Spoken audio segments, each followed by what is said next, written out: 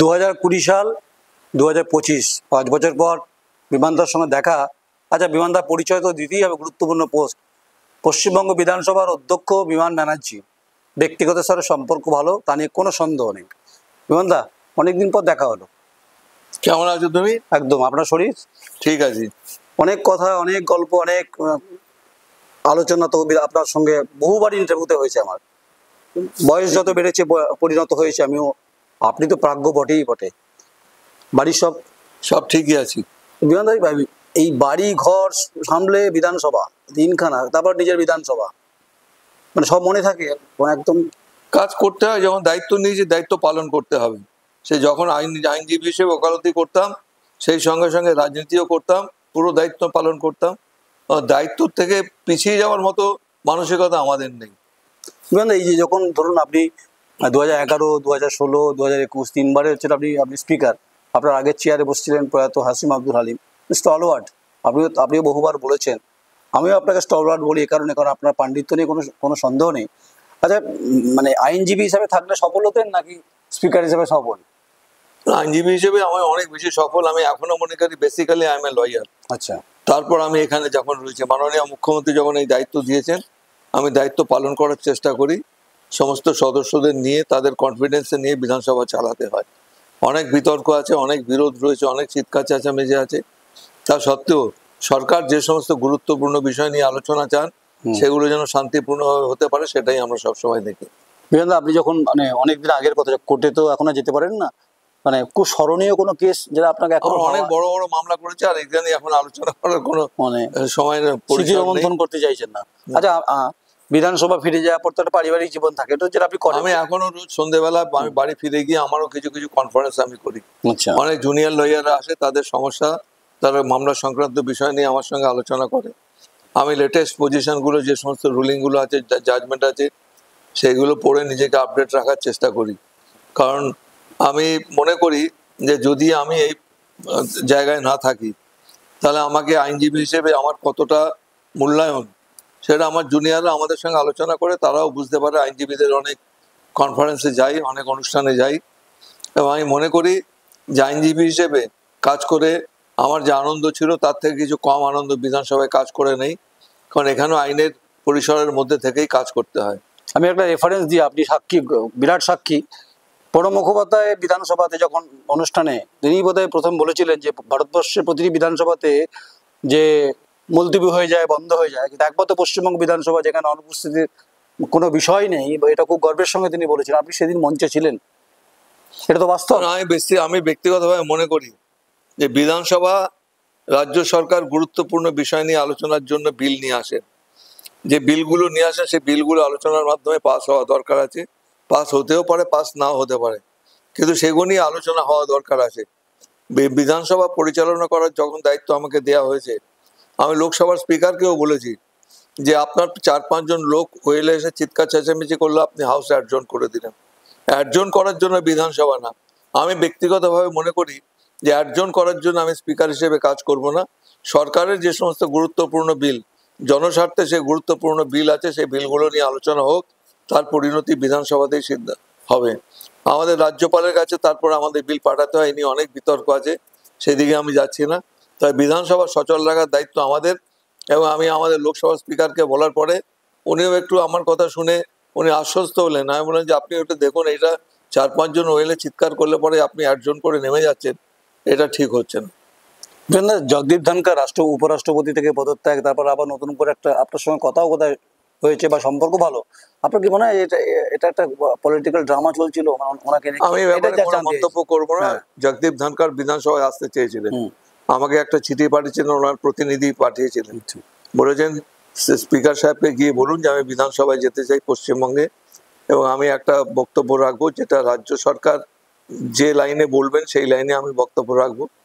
তো আমার সময় হয়নি বলে আমাকে একটা বিশেষ অধিবেশন বসাতে হতো, তার মধ্যেই তো উনি পদত্যাগ করে চলে গেলেন। আমি চেয়েছিলাম উনি আসুন, আমরাও শুনতে চাই উনি কি বলতে চান। ওনার অনেক ব্যাপ্তি রয়েছে, হয়তো সরকারকে, আমাদের পশ্চিমবঙ্গ সরকারকে আমাদের কাজকর্মের ব্যাপারে অনেক উনি অহেতুক হস্তক্ষেপ করেছেন, এই নিয়ে অনেক বিতর্ক আছে, অনেক বিরোধ ছিল। তা সত্ত্বেও ব্যক্তিগত স্তরে আমার সঙ্গে খুব ভালো সম্পর্ক ছিল। অপরাজিতা বিল নিয়ে এই রাজ্যপালের ভূমিকা নিয়ে প্রশ্ন উঠছে, এখনো বিল আটকে আছে।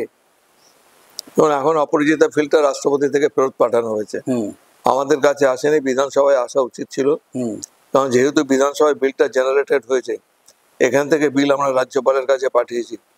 বিলের কি কনসিকুয়েন্স হলো সেটা প্রথমে বিধানসভায় আসা দরকার। আমি তো অবাক হয়ে যাই যে বিধানসভাকে বাইপাস করে এই বিল অন্য জায়গায় কি করে যায়। রাষ্ট্রপতি যে বলতে পারেন, তার যদি কোনো রেকমেন্ডেশন থাকে বা তার যদি কোনো বক্তব্য যেটা উনি চান যে এই ধরনের কোনো সংশোধন করা হোক, সেটা বিধানসভায় আসবে।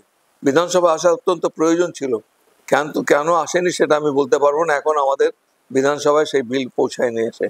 বিমান দা, অতীতের পরম্পরা অনুযায়ী রাজ্যের সঙ্গে রাজ্যপালের সম্পর্ক একটা খুব সুমধুর সম্পর্ক থাকে, আমরা দেখেওছি, মাপনার জমানাতে দেখেছি। সংবিধানে তাই বলা রয়েছে, তাই বলা রয়েছে। রাজ্যপালের সঙ্গে হ্যাঁ। সংযোগ রেখেই আমাদের বিধানসভা পরিচালনা করতে কিন্তু হয়। সিবি আনন্দ বোস তো যে মহামান্য রাজ্যপাল যিনি আমাদের পশ্চিমবঙ্গে, তা তো রাখছেন না, তিনি অন্য লাইনে ব্যাট করছেন, সরকারকে বিব্রত এবার করছেন। এগুলো এগুলো এগুলো সব পলিটিক্যাল অ্যাপয়েন্টমেন্ট, অ্যাসাইনমেন্টস। আচ্ছা। আমাদের রাজ্যপালের তার নির্বাচন প্রতিদ্বন্দ্বিতা করে আসতে হয় না, হুম যেটা রাষ্ট্রপতিকে হয়, উপরাষ্ট্রপতিকেও আসতে হয়। প্রধানমন্ত্রী তো বটেই, প্রত্যেকটা রাজ্যের মুখ্যমন্ত্রীকে জনগণের রায় নিয়ে তাকে আসতে হয়। ওনার তো কোনো দায়ভার নেই। উনি এসছেন কোনো পলিটিক্যাল অ্যাসাইনমেন্ট হয়তো এনে এসছেন, তিনি তার দৃষ্টিভঙ্গি যেখান থেকে ওকে বলে দেবেন তার বাইরে উনি কাজ করতে পারেন না। তবে আমি মনে করি যে এটা করাটা অত্যন্ত অবাঞ্ছিত কাজ, যে সরকারকে পরিচালনা করার ক্ষেত্রে সরকারি কাজকর্মের অহেতুক সমালোচনা করা, তার ইন্টারফিয়ারেন্স করা, এটা রাজ্যপালের ভূমিকা হতে পারে না। বামপন্থীরা বারবার দাবি করে রাজ্যপালের পোস্টার দরকারই নেই। আপনার কি একমত যে রাজ্যপালে এত বড় আমি তো মনে করি রাজ্যপালের পোস্টের কোনো প্রয়োজন নেই। আচ্ছা। রাজ্যপালের কি ভূমিকা আছে? শুধুমাত্র বিল সই করা, রাজ্যপালের বিভিন্ন অনুষ্ঠানে গিয়ে বক্তৃতা দেওয়া ছাড়া কি আছে? এটা নিয়ে অনেক বিতর্ক হয়েছে, অনেক আলোচনা হয়েছে, আর এটা নিয়ে আর নতুন করে কিছু আলোচনা বিতর্কে আমি যেতে চাইছি না। তবে যেহেতু আমাদের সংবিধানে পোস্টটা রাখা রয়েছে, সংবিধানকে সংশোধন করে এই পোস্টটাকে তুলে দিতে হবে। সংবিধানের যারা দায়িত্বে রয়েছেন, লোকসভার সদস্য যদি চান তারা যে এই পোস্টটার বিলুপ্ত ঘটুক, তাহলে সেই মর্মে তারা লোকসভাতে সংশোধন আনবেন, আলোচনা হবে।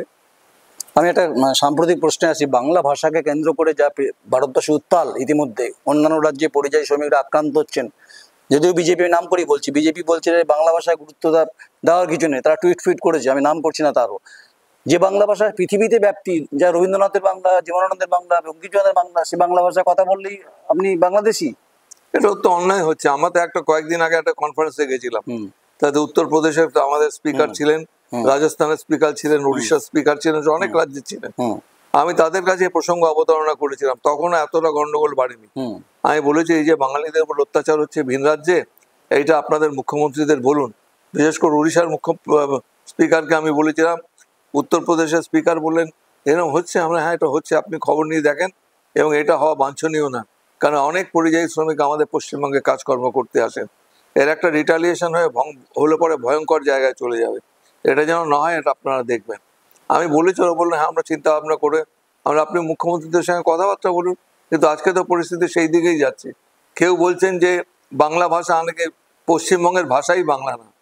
যিনি বলেছেন আমরা তো উনি ভারতীয় না, উনি ভারতবর্ষ সম্বন্ধে কিছু জানেনই না। বাংলা তো দূরের কথা, উনি যে রাজ্যের, সেই রাজ্যেরই হয়তো অনেক কিছু জানেন না। ওনাকে একটা কবিতা বলতে বলুন না, যে রবীন্দ্রনাথ ঠাকুর, রবি ঠাকুর একটা কবিতা বললেন। চলো। আচ্ছা, যেভাবে আরেকটা বিষয় যেটা জানতে এসেছি, বিধায়কের মান, যেটা আপনি বারবার প্রশ্নটা উত্তর দেন, বিধায়কদের মান, বিধায়কদের মর্যাদা এবং উপস্থিতি এবং তার সঙ্গে পড়াশোনা, সেটা আজ থেকে 10 বছর আগে যা, 12 বছর আগে যা, এর অনেক অবক্ষয় হয়েছে। আচ্ছা। যারা যারা নতুন বিধায়ক আসছে তারা চিৎকার চেঁচামেচিতে অভ্যস্ত হয়ে যাচ্ছে। তারা বিল নিয়ে আলোচনার সম্বন্ধে, যদি বিল নিয়ে আলোচনা হয়, সেই বিলের ভিতরে গিয়ে কোনো বক্তব্য রাখতে চায় না, শুধু রাজনৈতিক বক্তব্য রেখেই তাদের বক্তব্য শেষ করেন। কিছু কিছু বিধায়ক রয়েছেন যারা পড়াশুনো করে আসেন, তৈরি হয়ে আসেন, তারা মোটামুটি ঠিকঠাকই বলেন। কিন্তু অনেক বিধায়ক আছে, নতুন বিধায়ক, তাদের জানার উৎসাহ সেরকম নেই, শুধুমাত্র চিৎকার চেঁচামেচি করে ওয়ার্কআউট করা, এর বাইরে কিছু না। এটাকে শাসক বিরোধী দুপক্ষই বলছেন? দুপক্ষেই আছে।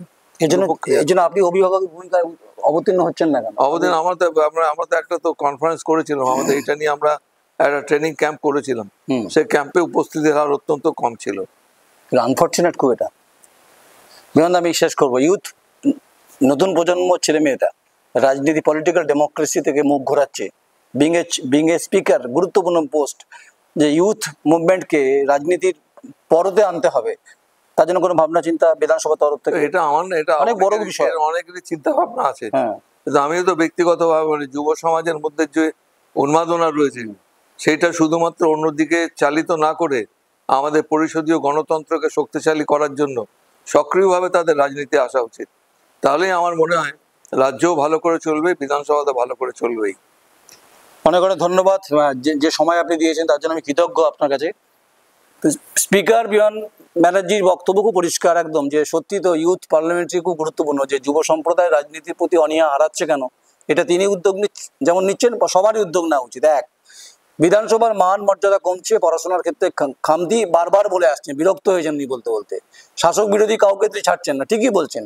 আর বাংলা ভাষা নিয়ে যারা যা করছেন, তারা আদৌ রবি ঠাকুরের কোনো কবিতা পড়েছেন কিনা, যেটা স্পিকার সাহেবের বক্তব্য। কোনো বিতর্কে গেলেন না, অপরাজিতা বিল নিয়ে এখনো অব্দি কোনো রেজাল্ট নেই। রাজ্যপালের পোস্ট থাকা উচিত কি উচিত না সেটা কেন্দ্র ঠিক করবে, তিনি বলতে পারবেন না। এই জায়গাটা কিন্তু গুরুত্বপূর্ণ। তাই বিধানসভা পরিচালনার ক্ষেত্রে তার ভূমিকা, অতীতের ফ্ল্যাশব্যাকে খুব বিখ্যাত আইনজীবী, তা নিয়ে সন্দেহ নেই।